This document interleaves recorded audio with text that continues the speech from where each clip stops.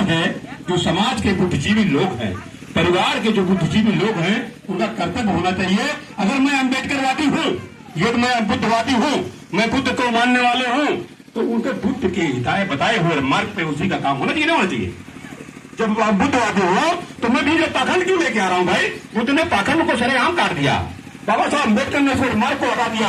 ये आपका उद्धार वहां से नहीं हो सकता है। हम हजारों हजार साल से गुलाम रहे हैं, हजारों हजार साल से मेरे यही हमी देवी देवता 33 करोड़ देवी देवता होने के बावजूद भी आज भी हमारी दरिद्रता नहीं गई, आज भी मेरी कमजोरी नहीं गई, आज भी शिक्षा में आगे नहीं होता है। तो सोचना चाहिए कि जो हमारे महापुरुषों ने बताया उसको मुझे अडॉप्ट करना चाहिए, मानना चाहिए। तो मैंने भी वही किया। मैंने अपने आप को निर्णय लेने में सक्षम था, निर्णय लिया मैंने। और मैंने अपने भाइयों से पूछा, उन्होंने कहा भैया आप बड़े हैं, आप जो कहोगे वो माना जाएगा। ऐसे अभी हमारे पौधाचार्य जी ने बताया कि दो भाई हैं, दोनों की नीतियां अलग अलग, नीतियां अलग अलग होती हैं। ऐसा नहीं, हम लोगों ने अब तक का 4-5 अशोक सभा करा चुके हैं लगातार। और भी मदन प्रकाश मौर्य जी है, बुद्धवादी थे, खत्म हुए। हम लोग उनके घर पे नहीं गए, बात करके आए, लेकिन 4 भाई है, चारों का मत अलग अलग है। मैं इसलिए बता रहा हूँ कि मैं 6 भाई था, लेकिन 6 का मत एक समान ना आया। हमने उनको भाइयों कहा कि भाई ऐसा है कि मिट्टी दी जाएगी खेत में अपने, क्योंकि वो जो खेत है हमारे पिताजी वही खेती किए हैं, वही जो हम लोग अनाज उगा करके पाल पोस के वही बड़ा किए हैं। और उस खेत में अगर हम मिट्टी गाड़ देते हैं, मेरा नुकसान थोड़ा है भाई। आज 1 साल 2 साल भले नुकसान है, उसके बाद मिट्टी अपने आप बैठ जाती है, ऊपर से खेती करो। क्योंकि जो मिट्टी दी जा रही है वो कम से कम 6 फुट नीचे है ना, कोई नुकसान हो रहा है क्या? कोई नुकसान नहीं हो रहा है। तो हमने मिट्टी वहां खोदाया, मिट्टी खोदने के लिए लोग 4-5 लोग गाँव वाले गए, तो वो उत्तर दक्षिण में गड्ढा खोदना शुरू कर दिए। तो जब जानकारी मुझे मिली, हमने कहा गड्ढा उत्तर दक्षिण में नहीं खोदा जाएगा।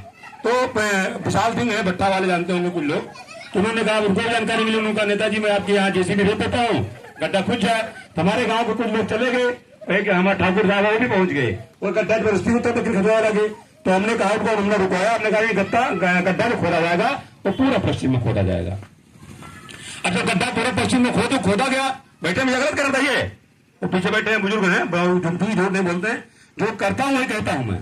गड्ढा जब पूरे पश्चिम में खोदा गया तो वहां तरह तरह की चर्चा बन गई, क्योंकि भीड़ थी काफी, 1000-1500 लोग हमारे यहाँ आए थे, काफी भीड़ थी, पूरा खेत भर गया उधर टुकड़ों। तो वहां पे चर्चा हो गई कि भाई ये सारे लोग उत्तर दक्षिण गड्ढा खोदते हैं, ये गुरुप्रसाद यार नेताजी ये तो उल्टा काम कर दी, धर्म के खिलाफ काम कर दी, ये क्यों कर दिया इन्होंने, ऐसा क्यों कर दिया। तो वहां पे चर्चा बनी, माहौल बना। तो वहां पे अपने सारे बुद्धिजीवी लोग गए थे, अर्चक संघ के भी गए थे, कुछ बौद्धिस्ट लोग गए थे, सारे जो हमारे मानने जानने वाले लोग सब आए थे। तो वहां पे मस्तराम पासवान भी जी थे हमारे, और ये प्रधान जी थे यहाँ के उनका नाम नहीं याद आ रहा मुझे, रामकृपाल पटेल जी, वो भी गए थे। तो वहां पे उन्होंने कहा कि भाई बताइए। हमने कहा देखो अभी हम बताएंगे तो उनको लगेगा कि जो है ये यहाँ पे भी भाषण दे रहे हैं, बोल रहे हैं। सोचने वाली बात है, देखो थोड़ा सा कहीं आपको शालीनता बरतनी पड़ेगी। तो हमने उनके कहा, तो वही भैया ठीक है मैं ही बोल लेता हूँ। तो मस्तराम पासवान जी, रामकृपाल जी